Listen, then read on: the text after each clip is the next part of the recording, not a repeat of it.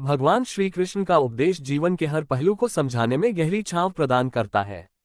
एक उपदेश जो खास तौर पर महत्वपूर्ण है वह ये है कि जो खोया है वही मिलेगा।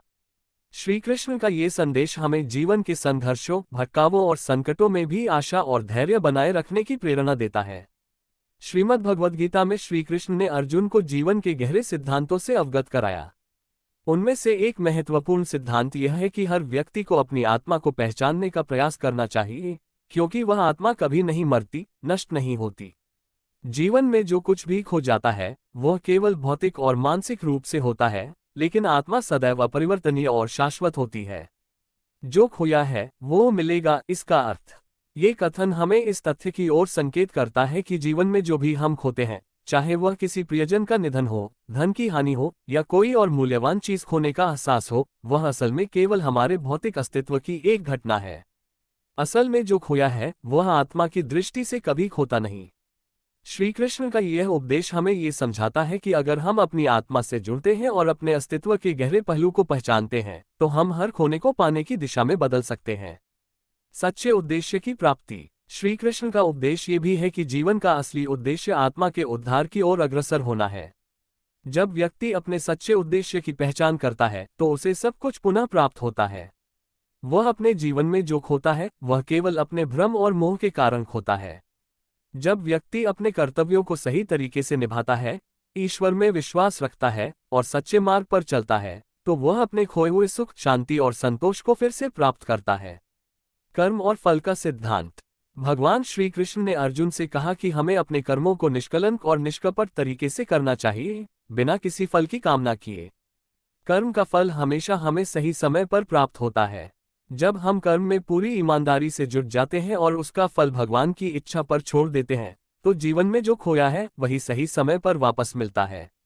विश्वास और धैर्य का महत्व। यह उपदेश हमें विश्वास और धैर्य रखने की प्रेरणा देता है।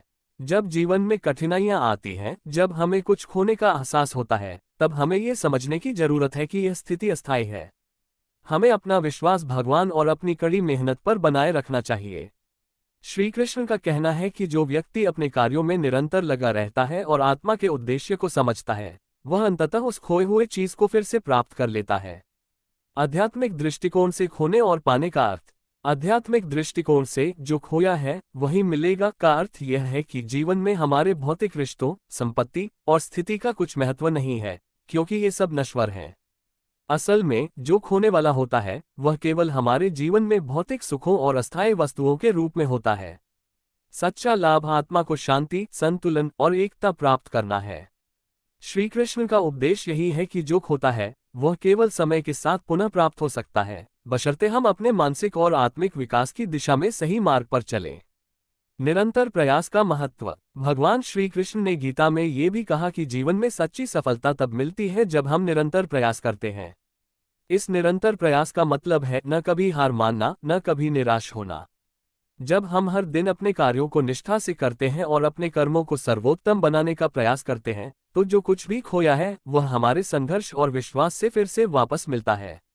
अर्जुन की स्थिति में यह उपदेश। अर्जुन की स्थिति को देखें तो वह युद्धभूमि में निराश और हताश था। उसे लगा कि युद्ध में उसके रिश्तेदार और गुरु की मृत्यु हो जाएगी और उसे बहुत कुछ खोना पड़ेगा। श्री कृष्ण ने उसे यह उपदेश दिया कि वह अपने कर्तव्य को समझे और युद्ध में भाग ले, क्योंकि किसी व्यक्ति का वास्तविक उद्देश्य कर्म है, न कि केवल फल। जब अर्जुन ने ये समझा कि जो खोया है वो केवल भौतिक रूप में था और आत्मा कभी नहीं मरती, तो उसे आत्मविश्वास मिला और उसने युद्ध में भाग लिया। समाप्ति में, हम सभी जीवन में कभी न कभी कुछ न कुछ खोते हैं। यह कोई व्यक्ति हो सकता है, कोई चीज हो सकती है, या फिर हमारे अपने सपने और उद्देश्य। लेकिन श्री कृष्ण का यह उपदेश हमें यह बताता है कि जीवन में जो खोया है वही सही समय पर फिर से मिलेगा। हम जिस दिशा में कदम बढ़ाते हैं उसी में हमें वह सच्चा सुख और शांति मिलती है जो हम खो चुके थे। जीवन के हर अनुभव से कुछ न कुछ सीखने की जरूरत है और जो खोया है वही कभी न कभी पुनः मिलेगा। बस हमें अपने मार्ग पर निरंतर चलते रहना चाहिए। जय श्री कृष्णा।